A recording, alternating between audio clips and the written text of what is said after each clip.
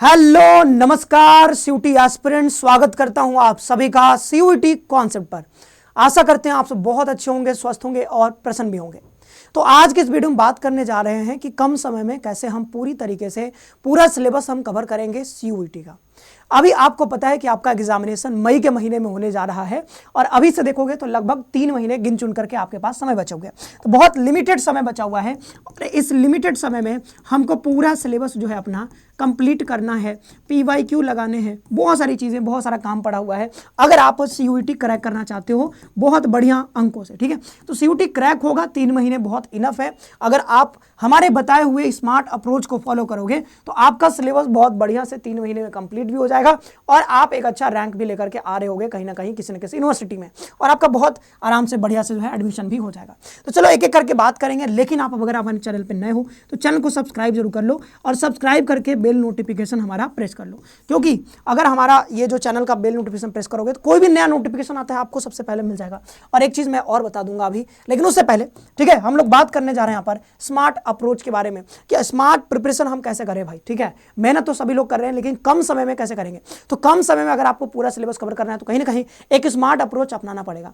आप वो नहीं कर सकते जो बच्चा जो है 8 महीने से पढ़ रहा है, वो जो है बहुत आराम से सिलेबस को बहुत अच्छे से कवर करके आ रहा है, लेकिन अब आपके पास समय कम है तो कैसे करना है वो एक एक करके स्टेप बाय स्टेप सारी चीजें यहाँ पर बताने वाले हैं। ठीक है, लेकिन वीडियो में आगे बढ़ने से पहले बता दूं अपने टारगेट बैच के बारे में। अगर आप कम समय में पूरी तैयारी करना चाह रहे हो तो ये इसी मंथ 2 फरवरी को हमारा जो है ये बैच लॉन्च हुआ है, टारगेट बैच। तो इसमें जुड़ करके आप पूरी प्रिपरेशन कर सकते हो। BA BLLB BSc BCom सारी तैयारी हो रही है यहाँ पर, कंप्लीट प्रिपरेशन, और इसमें आपको लाइव क्लासेस मिलेंगे, ध्यान रखिएगा। और ये जो है 1799 आपका पूरा कोर्स यहाँ पर मिल रहा है, ज्वाइन कर सकते हो। ज्वाइन करने के लिए आप यहाँ पर प्ले स्टोर पर जाओगे और वहां से सीयूटी कॉन्सेप्ट का एप्लीकेशन डाउनलोड करके और देन तैयारी शुरू कर सकते हो। नीचे दिए गए नंबर पे आप कॉल भी कर सकते हो अगर आपको ज्यादा जानकारी चाहिए। चलो, आपको पता है कि भाई हमारा सिलेबस पैटर्न क्या है। अगर नहीं पता है तो मैं थोड़ा सा ब्रीफ कर देता हूं सिलेबस और पैटर्न के बारे में, क्योंकि तैयारी शुरू करने से पहले आपको कम से कम सिलेबस और पैटर्न तो पता ही होना चाहिए। तो सिलेबस देख लें जरा। सिलेबस देखोगे तो ये 3 भागों में बांटा हुआ है सीयूटी का सिलेबस, आपको पता है। एक होता है हमारे पास डोमेन, ठीक है, डोमेन, फिर होता है हमारे पास GAT और एक होता है लैंग्वेज का सेक्शन। तो 3 सेक्शन हमारे पास होते हैं और इन तीनों सेक्शंस की तैयारी हमें करनी पड़ती है। ठीक है, डिपेंडिंग ऑन कि आप किस कॉलेज में जाना चाहते हो, किस यूनिवर्सिटी में जाना चाहते हो, ठीक है, किस यूनिवर्सिटी के किस कोर्स में जा रहे हो। तो यहाँ पे देखो, डोमेन, कई बच्चे 2 डोमेन लेते हैं, कई बच्चे 3 डोमेन लेते हैं, कई बच्चे एक ही डोमेन लेते हैं, कई बच्चे डोमेन लेते ही नहीं है। ठीक है, तो आप उन्हें देख लेना कि आप जो है किस यूनिवर्सिटी में एडमिशन लेना चाह रहे हो और उस यूनिवर्सिटी के कौन से कोर्स में एडमिशन लेना चाह रहे हो। तो कोर्स वाइज यूनिवर्सिटी का, जो भी यूनिवर्सिटी है उसके कोर्स वाइज अपना जो है टेस्ट पेपर का क्राइटेरिया होता है कि कौन सा टेस्ट पेपर आपको चुनना है। जैसे अगर एग्जांपल मिले, जैसे BHU में अगर आपको BA LLB करना है, क्या करना है, BA LLB करना है, तो आपको सिर्फ 2 ही टेस्ट पेपर लेना है, एक लैंग्वेज लेना है और GAT लेना है। तो आपको सिर्फ 2 ही पढ़ना है बस, GAT और लैंग्वेज। लेकिन कहीं पे अगर मान लो जैसे BA करना है आपको, ठीक है, DU से करना है, तो वहाँ पे आपको 2 डोमेन लेना पड़ेगा या 3 डोमेन लेना पड़ेगा, एक लैंग्वेज लेना पड़ेगा या 2 डोमेन 2 लैंग्वेज लेना पड़ेगा। तो उस हिसाब से यहाँ पर आपको एक बार ये जरूर चेक कर लेना है कि आपको कहाँ पर एडमिशन लेना है, कौन से कोर्स में लेना है। अब इसमें बहुत सारे ऑप्शन हैं, डोमेन में बहुत सारे ऑप्शन हैं, आपको जो चुनना है आप चुन सकते हो। 2 चुनना है, 3 चुनना है, आप देख लेना। मैं स्ट्रेटेजी बता दूंगा कैसे तैयार करना है डोमेन को। GAT हम देखेंगे, ठीक है, GAT में आपको पता है क्या क्या पूछा जाता है, नहीं पता है तो आगे बताएंगे। अभी GAT में अभी रीजनिंग, मैथ्स और GK GS करंट अफेयर ये सब पूछा जाता है। और यहाँ पर लैंग्वेज की बात करें तो लैंग्वेज में आपको पता है कि यहाँ पर जो मेनली जो आपका ग्रामर पोर्शन होता है वहाँ से सवाल पूछे जाते हैं। डोमेन में आपका NCERT क्लास 12, NCERT क्लास 12, बस इसके आगे कुछ नहीं पढ़ना है। ठीक है, यही पढ़ना है क्लास 12 का NCERT। पैटर्न क्या है, तो पैटर्न कहता है कि अगर आप एक क्वेश्चन सही करोगे तो आपको जो है 5 नंबर मिलेंगे और एक क्वेश्चन अगर आप गलत कर दोगे तो आपके 1 नंबर कट जाएंगे। सही करने पे और गलत करने पे आपके 1 नंबर यहाँ पे कट जाते हैं। साथ ही साथ यहाँ पर पैटर्न में एक और चीज़ की टोटल आपके जो क्वेश्चन पूछे जाते हैं वो 50 क्वेश्चन पूछे जाते हैं। ठीक है, एक पेपर में 50 क्वेश्चन होते हैं तो 5 नंबर, तो मतलब 250 नंबर का आपका पेपर होता है। कितने नंबर का? 250 नंबर का आपके यहाँ पर पेपर हो जाता है। और इसमें और कुछ इंपॉर्टेंट MCQ पेपर होता है, आप जानते हो ये। ठीक है, आगे बढ़ते हैं, देखते हैं। आप देखो डोमेन कैसे तैयार करना है। देखो मैं यहाँ पर बता रहा हूँ कि आपको कम समय में कैसे तैयारी करनी है। ठीक है, अगर आपने हमारे पुराने वीडियोस अगर देख रहे हो पहले से तो आपने देखा हो वहाँ पर हमने कई सारे तरीके बताए हैं आपको, अलग अलग तरीके से कैसे कवर करना है। लेकिन यहाँ पर मैं थोड़ा सा अलग आपको तरीका बताने वाला हूँ ताकि आप जल्दी कवर करवा। डोमेन के बारे में बात करें तो इसका जो है स्पेशल जो बात है वो क्या है, स्पेशल बात है कि भाई लिमिटेड सिलेबस है इसका, बहुत ही लिमिटेड सिलेबस है, बहुत डिफाइंड सिलेबस है। मतलब कि बस आपको वही पढ़ना है और कुछ बाहर पढ़ना ही नहीं है। मतलब आप समझो कि आपको बता दिया गया कि ये वाला किताब पढ़ना है, इसके अलावा कुछ नहीं पढ़ना है, सिर्फ इसी किताब से आपको पूछा जाएगा, ठीक है। इन केस आप जीके जीएस करंट अफेयर हम देखते हैं तो वहां पे ऐसा नहीं है, वहां पे जितना भी पढ़ लो कम ही लगेगा आपको, लेकिन यहाँ पे क्या है, बस 2 ही 3 किताब पढ़ने हैं, लिमिटेड। जैसे ज्योग्राफी है तो 2 किताब पढ़ने हैं, पॉलिटी में आपको 3 किताब होंगे, हिस्ट्री में भी आपके 3 किताब होंगे।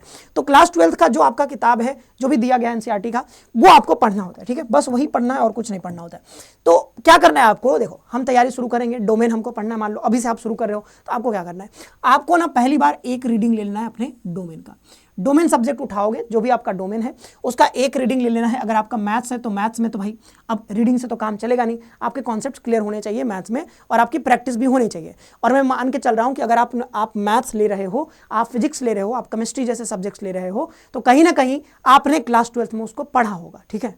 कई बच्चे क्या करते हैं, साइंस से चले जाते हैं आर्ट्स में, तो कई बच्चे स्विच कर जाते हैं। तो आप अगर जैसे मैथ्स से आप जाना चाह रहे हो, चलो कि मैथ्स नहीं लेना चाह रहे हो, मैथ्स ये सब नहीं लेना चाह रहे हो, आप जो है आर्ट्स वाले सब्जेक्ट यानी मान लो हिस्ट्री पॉलिटी ज्योग्राफी ले रहे हो, तो आप हिस्ट्री पॉलिटी ज्योग्राफी कवर कर सकते हो। लेकिन अगर हिस्ट्री पॉलिटी ज्योग्राफी वाला बच्चा चाहे कि नहीं हम मैथ्स ले लें, तो ये नहीं हो पाएगा, और आप लोगे भी क्यों, ठीक है। मैथ्स लेना आपके लिए जरूरी नहीं, क्योंकि आप तो बीएससी में वैसे भी नहीं जा सकते हो, ठीक है, आर्ट्स वाले बीएससी में थोड़ी जा सकते हैं। तो वही बात है कि अगर कोई बच्चा जाना चाह रहा है, मतलब अगर कोई बच्चा मैथ्स फिजिक्स केमिस्ट्री जैसे सब्जेक्ट्स ले रहा है, तो कहीं ना कहीं क्लास 12 में वो पढ़ा ही होगा। तो आपको बस एक बार क्या करना है, एक बार ऊपर से देखना है कि भाई हाँ ये सारी चीज़ें हैं, ये सब हमको आता है तो देख लेना है, जो नहीं समझ में आ रहा है उसको दोबारा से रिवाइज कर लेना है, बस यही करना है, ठीक है। तो एक रीडिंग लेना है पूरा अपने डोमेन सब्जेक्ट का। जैसे ही रीडिंग ले लोगे तो अब आपको ज़्यादा इधर उधर कुछ नहीं करना है, आपको पीवाईक्यू उठा लेना है। क्या उठा लेना है, पीवाईक्यू। पीवाईक्यू कहाँ से मिलेगा, तो मार्केट में आजकल बहुत सारे पीवाईक्यू की किताबें आ चुके हैं, आप वो किताब बना लोगे, सीयूटी मंगा लोगे, डोमेन का हर एक डोमेन का आपको सीयूटी के जो पीवाईक्यू मिल जाएंगे। तो सीयूटी के पीवाईक्यू मिलेंगे तो कम से कम 10 होने चाहिए, ज़्यादा मिले तो बहुत अच्छी बात है। अगर 10 शिफ्ट का आपको पेपर मिल जाए, 10 शिफ्ट का, अलग अलग शिफ्ट का, तो 10 शिफ्ट का पेपर मिल गया तो एक शिफ्ट में 50 क्वेश्चन होते हैं। तो अगर यहाँ पे 50 से हम मल्टीप्लाई कर दें तो लगभग 500 क्वेश्चन आपके पास हो जाएंगे। कितने क्वेश्चन हो जाएंगे, 500 क्वेश्चन।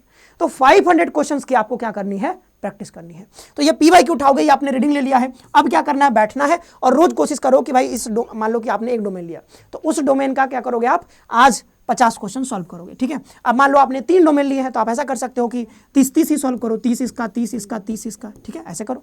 अगर 2 है तो मान लो 50 भी, लगभग 100 क्वेश्चन डेली आप यहाँ पर सॉल्व करना शुरू कर सकते हो, क्योंकि आपको 500 क्वेश्चन सॉल्व करने हैं, ठीक है। तो ये आपको काम करना है, पीवाईक्यू आपको देखना है, पीवाईक्यू में आप सवाल करोगे। अब देखो किसी भी चैप्टर से आप सवाल कर रहे हो, ठीक है, क्योंकि मैं ज्योग्राफी पिछले साल पढ़ाया था तो मैं ज्योग्राफी का एग्जांपल ले रहा हूँ। जैसे कोई यहाँ पर पहला ही चैप्टर यहाँ पे जो है पहला ही चैप्टर मान लो आप पढ़ रहे हो, ठीक है, ज्योग्राफी के बारे में बहुत सारी चीज़ें दी गई हैं पहले चैप्टर में, ठीक है। तो वहाँ से आप पढ़ते हो, मान लो ज्योग्राफी कोई भी चैप्टर हो सकता है, तो कोई चैप्टर आप उठाते हो, मान लो सेटलमेंट चैप्टर है तो वो उठाते हो, ठीक है, सेटलमेंट ये पढ़ते हो आप। तो सेटलमेंट आप पढ़ते हो, अब ये आपने पढ़ा, ठीक है, आपने पढ़ा मतलब रीडिंग में तो आपने पढ़ ही लिया होगा ना, रीडिंग लिया होगा तो ये सब पढ़ लिया। अब पीवाईक्यू जब उठाओगे तो जाहिर सी बात है सेटलमेंट से बहुत सारे क्वेश्चंस पीवाईक्यू में आपको मिलेंगे। तो वो जैसे ही कोई क्वेश्चन आप पढ़ते हो, मान लो ये क्वेश्चन है सेटलमेंट का, कोई क्वेश्चन यहाँ पे आया, आप ये क्वेश्चन पढ़ते हो कि बताओ ये वाला पैटर्न जो है वो लीनियर पैटर्न होता है या फिर कौन सा पैटर्न होता है, सर्कुलर पैटर्न होता है सेटलमेंट का, कौन सा पैटर्न होता है, कुछ ऐसा पूछा गया, ठीक है। तो वो मान लो पूछा गया तो आपको पता है कि भाई यहाँ पर पैटर्न से सवाल बना है, ठीक है, एक पैटर्न से सवाल बन गया। तो आपका काम बस इतना सा है कि जो सवाल आपको मिल रहा है, अगर आपका आंसर आप कर पा रहे हो, मतलब आपने यहाँ पर रीडिंग लिया तो हो सकता है आप आंसर इसका कर पा रहे हो सकता है नहीं भी कर पा रहे हो, तो क्या होगा कि यहाँ पर आपके पास क्वेश्चन होगा बी सी डी, तो यहाँ पे एक ही आंसर होगा ना, आपके पास 2-3 ऑप्शन और बच रहा है। तो कोशिश करो कि ये ऑप्शन जो दिया गया है ये कहाँ से दिया गया है, कहीं ना कहीं देखोगे ये सारे ऑप्शंस भी यहीं से उठाए गए होंगे, यानी इसी चैप्टर से उठाए होंगे, सेटलमेंट के चैप्टर से ही उठाए गए होंगे।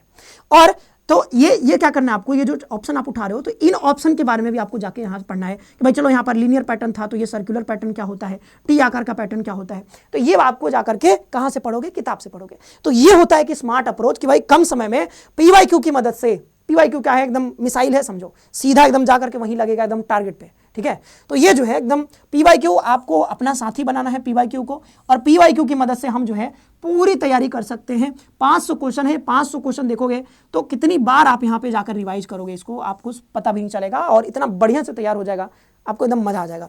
तो एक क्वेश्चन आपने पढ़ा और इसके ऑप्शन देखे, ऑप्शन को देखा कि भाई ये इन ऑप्शन में क्या कहना चाह रहा है, अगर ये ऑप्शन किताब में है तो जाकर के यहाँ पे उसी चैप्टर से उठा करके उसको पढ़ना है। और कई बार क्या होता है कि मान लो आपको इररिलेवेंट लग रहा है, मजा नहीं आ रहा ऑप्शन में, तो क्या करोगे, ये जो टॉपिक यहाँ पूछा गया है इस टॉपिक को आप यहाँ से जाकर के रिवाइज करोगे, और जो टॉपिक दिया गया मान लो यहाँ पे इसका आंसर छुपा हुआ है, लेकिन आपको इसके ऊपर इसके नीचे भी आपको पढ़ना है, ठीक है।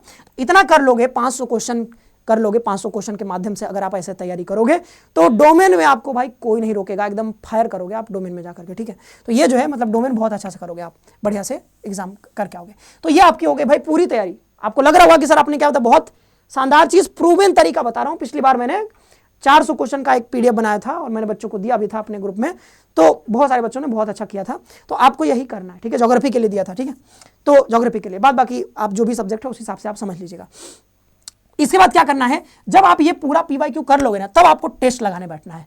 टेस्ट लगाओगे तो आपको पता चलेगा कि आपने सारे तो पढ़ लिए पहले से ही, ठीक है। सारे क्वेश्चन सारे मतलब पूरा तो आपका रिवाइज है। तो टेस्ट में आपको इतना मजा आएगा, इतना मजा आएगा कि आप जो है कमेंट में आकर के जरूर लिख देना कि हाँ भाई मजा आ गया। लेकिन ये करने के बाद ही, ठीक है। ऐसा नहीं कि आप ये सब नहीं किए हो सीधा टेस्ट लगाने जा रहे हो, तो कई बार हो सकता है कि आप टेस्ट में अच्छा परफॉर्म ना कर पाओ, तो जो है डाउन फील करोगे। लेकिन हाँ, अगर ये बना लेते हो तो टेस्ट के लगभग 90% क्वेश्चन बढ़िया से बन जाएंगे। अब देखो जीएटी, देखो जीएटी की खास बात क्या है। देखो तरीका मैंने बता दिया कम समय में कैसे डोमेन कंप्लीट करना। अब जीएटी देखो, जीएटी की खास बात यह है कि ये स्कोरिंग है, खासकर इसका रीजनिंग वाला पोर्शन और मैथ्स वाला portion. GK GS current affair भी स्कोरिंग है, लेकिन है क्या कि ये आउटपुट जो है इनपुट बहुत लगवा देता है। मतलब कि अगर ये जीके जीएस करंट अफेयर है तो आपसे कहता है कि भाई हमको इनपुट दो, हमको इनपुट दो बहुत सारा, इनपुट दो बहुत सारा हमको, ठीक है। मान लो इनपुट आपने 100% लगाया, ठीक है। कितना लगाया जी, 100% आपने इसको समय दिया, इनपुट अपना लगाया। लेकिन ये जो आउटपुट देगा आपको ना, वो 100% से लेस देन ही देगा, कम ही देगा 100% से। क्योंकि कितना भी पढ़ लोगे तो सिलेबस पूरा तो कवर कर नहीं पाओगे। जीके जीएस का इतना बड़ा सिलेबस है, जितना पढ़ लो उतना कम है।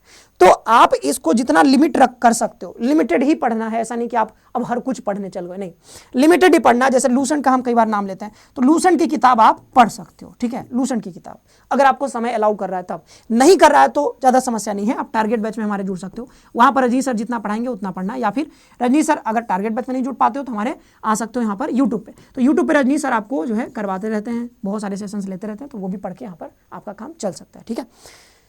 अब देखिए रीजनिंग और क्वांट, ये क्या करना है। तो आपको देखो, अगर आप हमारे टारगेट बैच में आते हो तो अभी हम पूरा रीजनिंग पूरा क्वांट फिर से पढ़ा रहे हैं, बहुत कम समय में पूरा यहाँ पर सिलेबस कंप्लीट करवा रहे हैं। तो मई तक आपके एग्जाम आते आते तक हम यहाँ पर ये पूरा सिलेबस करवा देंगे। तो आप रीजनिंग और क्वांट हमारे साथ मिल करके हमारे बैच में पढ़ सकते हो। अन्यथा अगर आप चाहते हो कि नहीं सर हमारे पास पैसा नहीं है, हमें समस्या है, तो आप क्या कर सकते हो, जो हम यहाँ पर यूट्यूब पे करवा रहे हैं रफ्तार सीरीज में, आप उसको जो है फॉलो करो। यहाँ से आपके पूरा सिलेबस लगभग हम YouTube पे ही कवर करवा देंगे। तो ये एक तरीका है जल्दी कवर करने का, क्योंकि YouTube पे हम कम समय में सारा कवर करवा रहे हैं और उसी तरीके से हम टारगेट बैच में भी करवा रहे हैं। तो यहाँ से कर सकते हो। बाद बाकी आप चाहोगे कि नहीं YouTube से करने के लिए, तो YouTube पे मतलब मेरा है, वहाँ से कर सकते हो। या फिर आप कोई किताब लोगे तो किताब में क्या है ना कि आपको बहुत सारी चीज़ें पढ़नी पड़ सकती हैं। किताब में से कोई किताब आप उठाते हो, तो ये भी ऐसा नहीं कि रीजनिंग में आपको, रीजनिंग में भी ना बहुत सारे चैप्टर्स हैं, तो आपको लिमिटेड ही पढ़ना होता है। और वो आपको अगर आप हमारे बैच में आओगे तो आपको पता चल जाएगा, ठीक है। मैथ्स में भी वही चीज़ है। लेकिन अगर आप बैच में नहीं आ सकते हो कोई बात नहीं, ठीक है। तो आप यूट्यूब से कर लो या फिर आप घर पे खुद से बैठ के कर लो, क्या समस्या है, ठीक है। हमने इसका पूरा डिटेल सिलेबस है, कौन कौन सा टॉपिक आपको पढ़ना है, ये सारा कुछ हमने आपको दे दिया है अपने इसी यूट्यूब चैनल पे आपको ये अपलोड किया हुआ है सिलेबस के बारे में।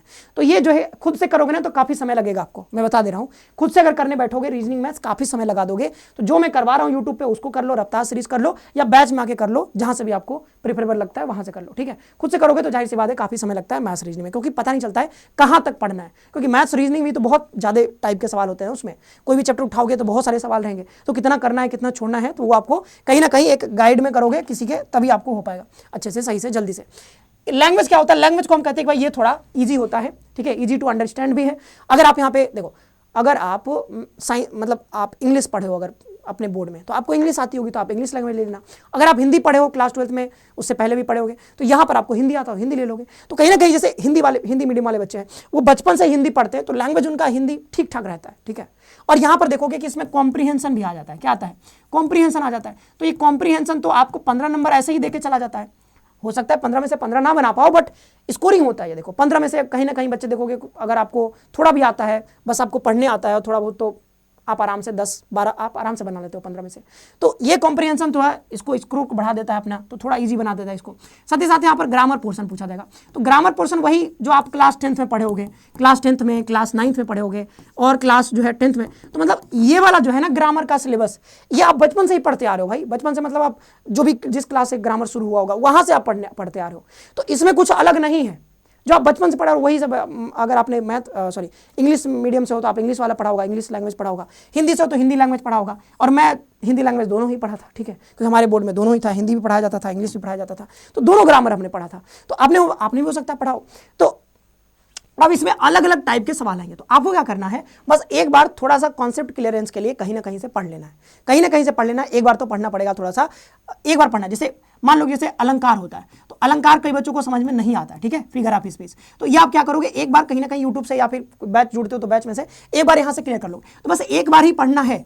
इसके बाद यहाँ पर क्या करना है आपको, बस यहाँ पे ज़्यादा से ज़्यादा आपको प्रैक्टिस करनी है। तो प्रैक्टिस जितना करोगे ना, उससे आप ज़्यादा सीखोगे ग्रामर का पोर्शन, ठीक है। प्रैक्टिस करना है। हाँ, एक बार तो रीडिंग लेनी ही है। जो कुछ टॉपिक्स हैं जो आपको नहीं समझ में आ रहा है उसको यूट्यूब से कवर कर सकते हो, यूट्यूब पे बहुत लोगों ने पढ़ाया है, या फिर आप यहाँ से हमारे बैच से भी जुड़ सकते हो। और PYQ भी आप यहाँ पर प्रैक्टिस के लिए रख सकते हो। अच्छा, PYQ से क्या होगा, कोई जरूरी नहीं कि लैंग्वेज में रिपीट होगा, क्योंकि रिपीट नहीं होते हैं लैंग्वेज में बहुत सारे क्वेश्चन, बट यहाँ पे जरूरी है प्रैक्टिस के लिए, तो PYQ यहाँ भी आप ले सकते हो। जैसे GAT का बताया, तो GAT के लिए भी पहले सिलेबस कवर करना है और PYQ उठा करके आपको क्या करना है, यहाँ से प्रैक्टिस कर लेना है। PYQ से आपको प्रैक्टिस करना है। तो ये रहा कम समय में कैसे पूरी तैयारी करनी है। और कम समय में पूरी तैयारी करने के लिए आप हमारे साथ टारगेट बैच में भी जुड़ सकते हो, यहाँ से पूरी प्रिपरेशन कर सकते हो। तो आज के लिए इतना ही रखते हैं। आप सभी का बहुत बहुत धन्यवाद। आई होप कि आपको वीडियो अच्छा लगा होगा। मिलते हैं नेक्स्ट वीडियो में। आप सभी का बहुत बहुत धन्यवाद। खुश रहो, पढ़ते रहो, अपना ख्याल रखो।